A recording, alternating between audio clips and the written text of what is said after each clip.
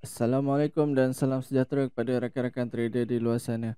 Kami dari tim Nusantara Global Network yang menyediakan servis payment agent pelbagai broker akan berkongsi analisa teknikal Nasdaq dan juga Dow Jones.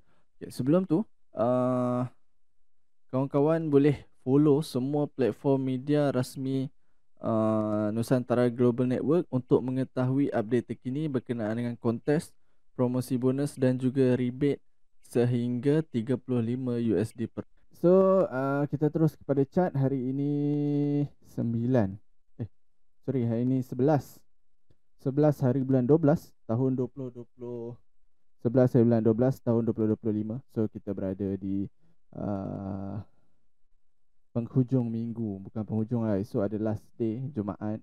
Ini hari kedua last untuk minggu ini, dan kita nak recap balik pada analisa lepas punya pergerakan. So ini adalah time frame Nasdaq, ini adalah time frame 1 jam. Okay, sorry, bukan time frame, ini adalah instrumen Nasdaq dan ini adalah time frame 1 jam. So kalau kita tengok pergerakan harga pada analisa lepas ataupun sharing mapping idea yang kita dah release pada yang analisa lepas, okay, kita target kita nak buy dalam support zone. Okay. Dan ia telah berjaya memastikan profit yang mana pun dah cucuk dan 25512. Okay, bermula pada harga ni sampailah atas ni 25832. So lebih kurang dalam 300 pip. Okay, so kita memang target untuk ambil di area resistance di sini.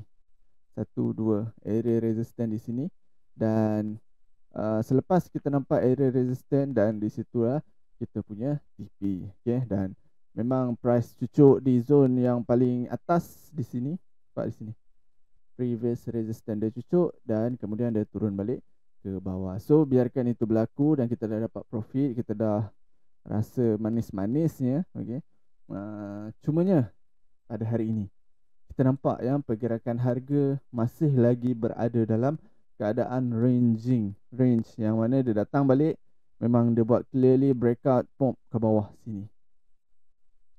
Okay, kita nampak di sini naik turun naik turun naik turun naik turun naik turun naik turun naik turun.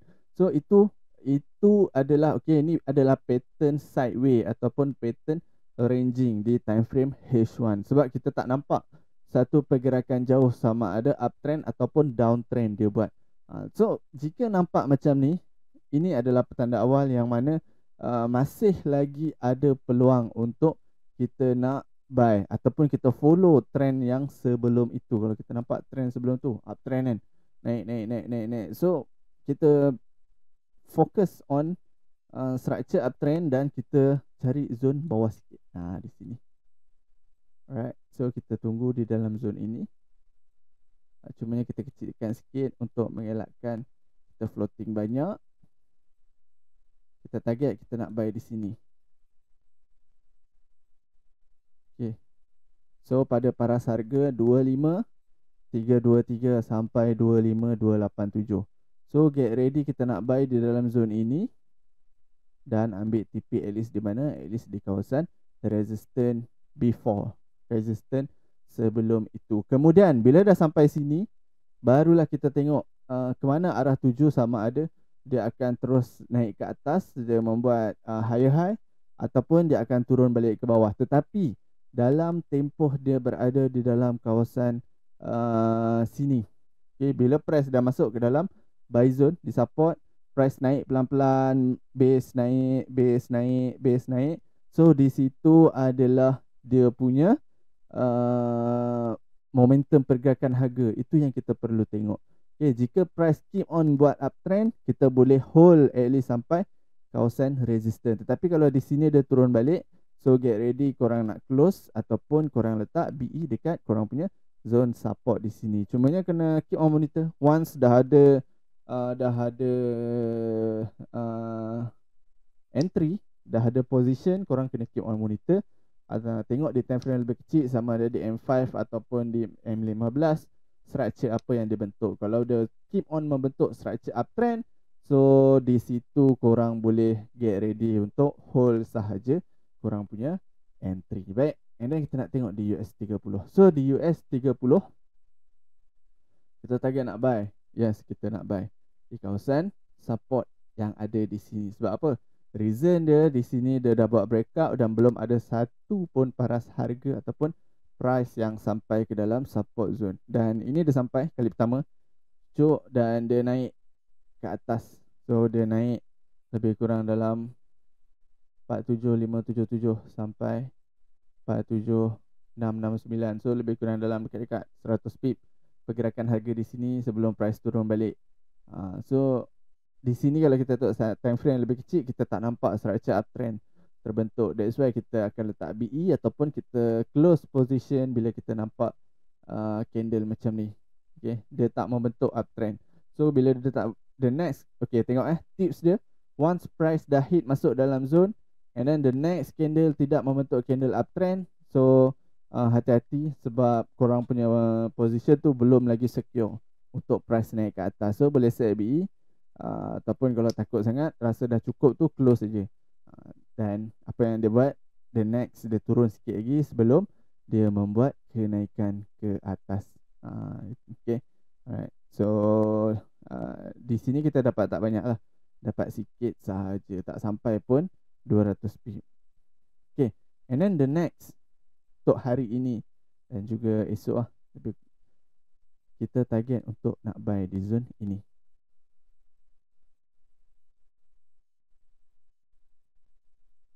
Okay, so get ready di dalam zone ini.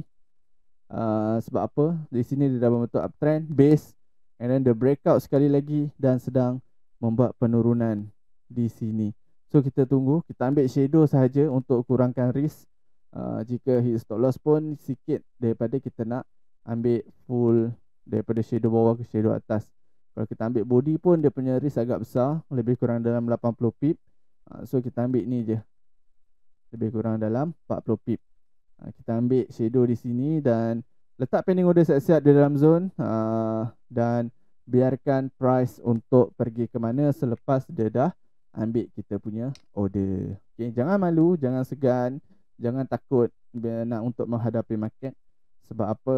Kita boleh kawal kita punya entry, besar mana lot kita, di mana kita nak stop loss, letak stop loss, di mana kita nak letak TP, itu yang kita boleh kawal. Tapi pergerakan harga ke mana dia nak pergi, itu kita tak boleh kawal.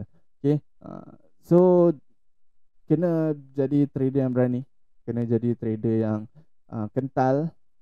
Dia kalau hit stop loss tak apa, kita tunggu sebab ada lagi peluang-peluang entry yang lain kita boleh entry. Okay, sebab market sentiasa berjalan 24 jam. Dia berjalan, dia ada rehat kejap untuk pembukaan market pada pagi subuh. Tapi dia akan bergerak tanpa henti sepanjang 5 hari. So jangan risau tak ada position, sebab position tu sentiasa ada peluang untuk kita nak entry. Okay, alright, so saya kira itu sahaja. Seperti biasa, sebelum mengakhiri video, saya nak ingatkan kepada rakan-rakan agar sentiasa manage your risk, sentiasa kira berapa entry lot yang bersesuaian dengan you all punya equity untuk mengelakkan akaun anda MC ataupun akaun anda blow. Okay, kita jumpa lagi untuk next video. Assalamualaikum. Bye bye.